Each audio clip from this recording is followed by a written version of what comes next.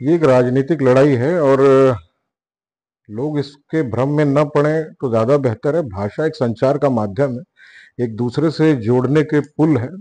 लोगों को एक दूसरे से संचार के कार्य में वो सहयोग करता है, बाकी इससे ज्यादा कुछ नहीं है। नो डाउट मराठी जो है वो महाराष्ट्र की मातृभाषा है और उसका सदा सर्वदा सम्मान रहना चाहिए, इसमें कोई डाउट नहीं है। दूसरा ये इसका राजनीतिकरण हो रहा है और बाकी कुछ नहीं है।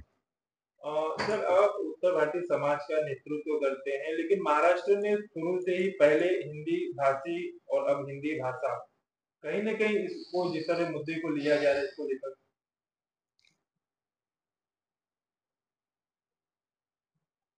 हिंदी भाषा देखिए, अभी आप अगर देखेंगे तो ऐसा तो है नहीं कि महाराष्ट्र में इससे पहले राजनीतिक कोई समीकरण था नहीं। अब आप बाल गंगाधर तिलक के समय पे देख लिए, उन्होंने तो हिंदी को एक ऐसा सूत्र बनाया कि लोगों को पूरे हर, जैसे हमारे यहाँ पे 28 राज्य हैं, 8 केंद्र शासित हैं, तो उन लोगों को एक दूसरे से जोड़ने का काम करे। दादा साहब फाल्के को देख लो, ऐसा नहीं आज भी उनके नाम से पुरस्कार वितरण किया जाता है। तो ऐसा तो नहीं है कि मराठी को लोग प्रमोट नहीं करते, मराठी को हम लोग भी प्रमोट करते हैं, ऐसी बात नहीं है। हम लोग यहीं पे पैदा हुए, मराठी की संस्कृति में पले बड़े हैं। लेकिन अगर कोई बाहर से आता भी, मल्टीपल काम होते हैं हमारे, जैसे बाहर से कई लोग करते हैं, कोई कोलकाता से हमारे साथ काम कर रहा है, कोई बेंगलोर से काम कर रहा है, तो कोई एक भाषा होती है, एक भाषा है जो सभी राज्यों को मिलाने का काम करती है। तो हिंदी एक ऐसी भाषा है, जैसे अगर हम इंटरनेशनल लैंग्वेज अगर पकड़ते हैं तो वो एक इंग्लिश भाषा है, अंग्रेजी भाषा है।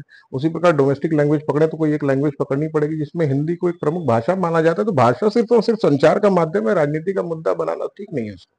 और लेकिन महाराष्ट्र में मनसे प्रमुख राज ठाकरे ने जिस तरह से एक विरोध इन्होंने शुरू से किया है, पहले जैसे हिंदी भाषी को उन्होंने जिस तरह निशाना बनाया, लेकिन अब जाकर हिंदी भाषा को उन्होंने निशाना बनाया। कहीं ना कहीं हिंदी और फिर मराठी का जो बीच की जो दूरियां जिस तरह से इनके द्वारा निर्माण की जा रही है इसको लेकर। मैंने भी आपको बताया एक राजनीतिकरण है इसका, और लोगों की भावनाओं से खेलना, बहुत सारे मुद्दे हैं, आप सभी ने देखा है किस प्रकार लोग अपने अस्तित्व को बचाने के लिए कितना प्रयासरत रहते हैं, सभी को पता है। दूसरा, त्रिसूत्रीय भाषा का जो अनुच्छेद है हमारे यहाँ पे, उसके हिसाब से देवेंद्र फडणवीस जी ने त्रिसूत्रीय भाषा के कार्यक्रम को लॉन्च किया महाराष्ट्र में, कि लोगों के बीच से विवाद संभव था, जिसमें एक वैकल्पिक भाषा के रूप में हिंदी को रखा गया। उसके बावजूद अगर इस तरह का मोर्चा वगैरह सब निकालने की नौबत पड़ रही है, तो कहीं न कहीं से ये एक अलग दिशा में कदम जा रहा है, बाकी कुछ भी नहीं है। इससे पहले भी काफी सारे, पहले उत्तर भारतीयों को लेके था, उसके बाद ये अपना हिंदुत्व को लेके, अब ये हिंदी को लेके, तो सब इसी प्रकार चलता रहेगा, बाकी कुछ नहीं। सर, जिस तरीके से वो राज ठाकरे हिंदी भाषा को लेकर लगातार विरोध कर रहे हैं, हाँ, उन्होंने कहा कि मैं 5 तारीख को एक मोर्चा, भव्य मोर्चे का आंदोलन करूंगा। उसी को लेकर अब उद्धव ठाकरे भी कूद पड़े हैं उनका साथ देने के लिए। देखिए, अभी महाराष्ट्र के राजनीतिक समीकरण में अगर आप देखें तो किसका कितना अस्तित्व बचा है, आप सभी को पता है। तो अपने अस्तित्व को बचाने के लिए ये एक प्रयास है। और रही बात मराठी की, तो मराठी के लिए वार्तालाप को बात करने की किसी की जरूरत नहीं। मराठी लगभग 2000-3000 वर्ष पुरानी भाषा है। अगर आप पुराने साहित्य देखें, संत तुकाराम, ज्ञानेश्वर जी, तभी से मराठी, इसके लिए उसको अभिजात भाषा का दर्जा भी मिला है। तो मराठी का तो सम्मान ऑलरेडी है, मराठी का सम्मान तो ऑलरेडी, और चाहिए क्या। मराठी का ऐसा नहीं कि मराठी का कोई सम्मान नहीं करता, मराठी का बहुत सम्मान है हर जगह पे। जितने भी अगर यहाँ पे रहने वाले हैं, कौन सी ऐसा कार्यक्रम है, कौन सा ऐसा त्योहार है जो मराठी लोगों के साथ हम लोग साथ में मिलकर नहीं मनाते, सब मनाते हैं। रही बात भाषा हिंदी की, तो एक समझना होगा सभी राज्यों को, एक कोई ऐसी भाषा जरूर बननी चाहिए जिससे लोग एक सूत्र में हर कोई एक दूसरे से संचार कर सके। अब जैसे मैं साउथ चला जाता हूँ, कर्नाटक जाऊँ, तो मैं कर्नाटक में तो नहीं बात कर पाऊंगा ना कर्नाटक की भाषा में। अगर मेरे को इंग्लिश बोलनी है तो इंटरनेशनल लेवल पे बोलूँ, मैं इंग्लिश भाषा को क्यों प्रमोट करूँ? भारत की एक भाषा है हिंदी, मुझे हिंदी को प्रमोट करना चाहिए।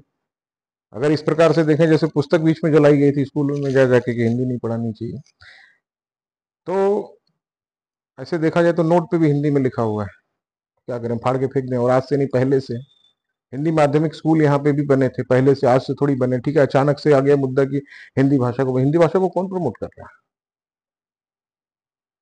नो डाउट बाहर से लोग आते हैं, उनको उस भाषा का ज्ञान नहीं है, ठीक है, आप भाषा को बढ़ाने के लिए प्रयास करना चाहिए। मुझे अच्छी तरह से मराठी आती है। ये कहने का मतलब है, अगर आपको करना है तो उसको सही तरीके से करें। ये जो तरीका है वो गलत है। हिंदी भाषा मामले को लेकर जिस तरीके से गृह मंत्री अमित शाह जी ने कहा कि हिंदी सभी भाषाओं की शक्ति है, तो कहीं ना कहीं वो भाषा का समर्थन करते नजर आ रहे 100% कोई, मैंने बताया ना आपको, कोई ना कोई एक भाषा ऐसी होनी चाहिए जो हर किसी को एक सूत्र में पिरोए। जैसे मालाओं में 108 मनके की अगर माला है, मोती है उसमें, तो वही एक धागा होता है जो लोगों को पिरो के रखता है। तो ऐसी एक भाषा होनी चाहिए जो 28 और 8 राज्यों को एक साथ पिरो के रखे। कोई एक भाषा तो होनी चाहिए। जैसे हम इंग्लिश अगर कहीं बाहर जाते हैं तो अंतर्राष्ट्रीय तरफ पे अंग्रेजी का प्रयोग करते हैं ना, वहां हम हिंदी मराठी गुजराती बोलेंगे तो नहीं चलेगा ना, हमको बोलनी तो अंग्रेजी पड़ेगी। उसी प्रकार से कोई एक होनी चाहिए। नो डाउट यहाँ की मातृभाषा का सम्मान है, बहुत सम्मान है, और मराठी सीखनी भी चाहिए, जरूर सीखनी चाहिए। हर किसी को सिखाने के लिए होना चाहिए। हम लोग के स्कूल में भी मराठी थी, तो कहने का मतलब होना चाहिए। अब उत्तर प्रदेश में भी क्या, उत्तर प्रदेश की भाषा थोड़ी है हिंदी, वहां बुंदेलखंडी बोलते हैं, अवधी बोलते हैं। हर 25 किलोमीटर में भाषा बदल बदल जाती है। हिंदी को वहां पे राजभाषा का दर्जा दिया गया है, इसके लिए वहां पे हर जगह पे प्रयोग होता है हिंदी भाषा, बुक्स वगैरह लिखने पढ़ने के लिए, करस्पॉन्डेंस के लिए। बाकी वहां की हिंदी भाषा नहीं, उत्तर भारतीयों की भाषा हिंदी नहीं है, उत्तर भारतीयों की भाषा अलग है। अगर उत्तर भारतीयों से जोड़ के देखा जाए कि उत्तर भारतीयों की हिंदी है, तो ये गलत है। बोल रहा हूँ ना, उत्तर भारतीयों का विरोध करते करते हम लोग भाषा का विरोध करने लगे, भाषा का विरोध करते करते अचानक हम देश का विरोध करने लगे, पता भी नहीं चलेगा।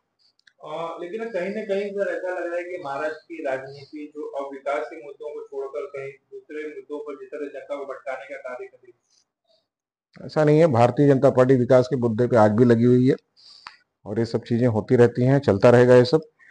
रोड का, सड़कों का निर्माण अभी भी अगर आप देखें तो इकोनॉमिकल वीकर सेक्शन के अंतर्गत और LIG के अंतर्गत देवेंद्र फडणवीस जी ने लगभग 30 लाख घर देने का कुछ नक्की किया है 2027 और 30 के पहले। तो ये सब विकास का काम चल रहा है, लोगों को झुग्गी झोपड़ियों से हटा के एक अच्छे परिवेश में लाने का काम चल रहा है। रोड रस्तों का निर्माण कार्य गडकरी साहब के उसमें अच्छा चला। हमारे मार्गदर्शक श्री रविंद्र दादा चौहान जी के नेतृत्व में आप देखेंगे तो महाराष्ट्र पहले की तुलना में काफी ज्यादा बढ़ा है। अभी उनका 1 जुलाई को ये अध्यक्ष की नियुक्ति की घोषणा भी होने वाली है। तो प्रगति के पथ पर है भारत, और आगे और तरक्की होगी, और चीजें आपको सुनने को मिलेंगी। लेकिन मनसे प्रमुख राज ठाकरे इन्होंने शुरू से ही जिस तरह से हिंदी भाषा को लेकर और हिंदी भाषियों को लेकर जिस तरह से उन्होंने निशाना बनाया है, आप भी एक हिंदी भाषी समाज का नेतृत्व करते हैं। हिंदी भाषा को लेकर आपकी आखिरी प्रतिक्रिया क्या है?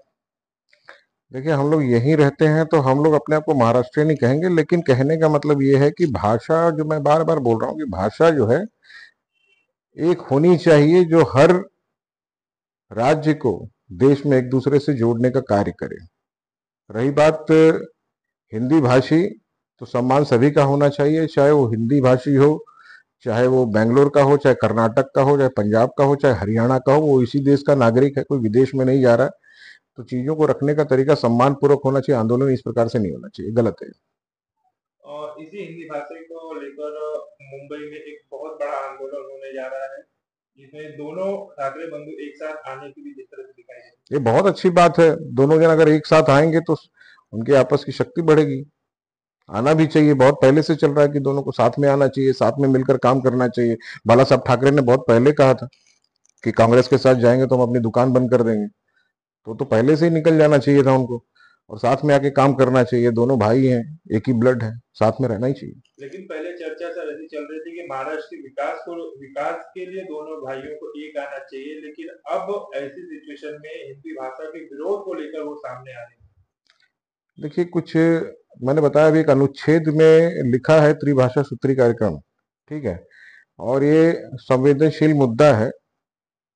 अब वो क्या है कि भाषा समझाते समझाते लोगों को कुछ और समझ में आने लगेगा। तो जो समझदार है उनको चीजें समझ में आ रही हैं बराबर से कि ये क्या चल रहा है। मतलब जो राजनीति के जानकार हैं उनको बहुत अच्छे से समझ में आ रहा है कि राजनीति किस दिशा में आगे बढ़ रही है और किसकी बढ़ रही है। वो किसी को बताने की आवश्यकता नहीं है, थोड़े दिन में खुद ही सभी को समझ में आ जाएगा। और सर अभी कुछ महीनों बाद महापालिका के चुनाव लगने वाले हैं, तो क्या उस पर इस मुद्दे का असर होगा? बिल्कुल असर नहीं होगा उसका। देखिए, जो जनता है ना, उसको सिर्फ और सिर्फ विकास चाहिए, मूलभूत सुविधाएं चाहिए, उससे ज्यादा उसको किसी चीज के लिए मतलब नहीं है। अगर उनको उनकी मूलभूत सुविधाएं मिले, आज की डेट में भारतीय जनता पार्टी की सरकार जो कार्य जनता के लिए कर रही है उससे वो संतुष्ट है। और इस बार महानगर पालिका के चुनाव में बहुत ही जोरदार जीत होगी, इसकी मैं आपको अग्रिम सूचना दे रहा हूँ। और भी खबरों के लिए तब तक